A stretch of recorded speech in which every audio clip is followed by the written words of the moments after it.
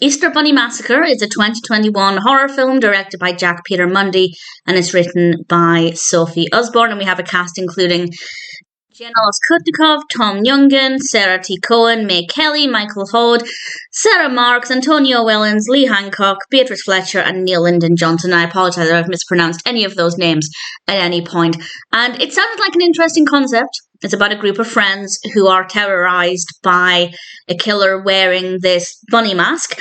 And that part of it is fine. It's not the most scary film. In fact, I'd say there's not really anything about it that's particularly scary.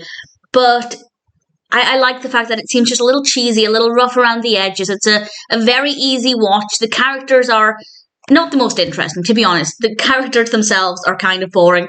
But the performances are fine. The killer is interesting enough. We have a nice setting. This is actually filmed in Somerset in the UK, and most of it is, or a lot of it is outdoors, and we have a lot of gorgeous scenery to look at, which is quite nice, and it's fine. It's fine. It's one of those horror films that's good to put on, in my opinion, if you want something that doesn't take a lot of concentration. It's not full of twists and turns. The performances are fine. The location is nice. The killer is interesting enough. It's not a mind-blowing narrative. It's not a particularly scary film, but it works well enough. I think they set out to tell a particular story, and I think they achieved it. And there's nothing about it that's particularly bad. The camera works fine. The performances are fine. Lighting, music, sound effects, everything absolutely fine.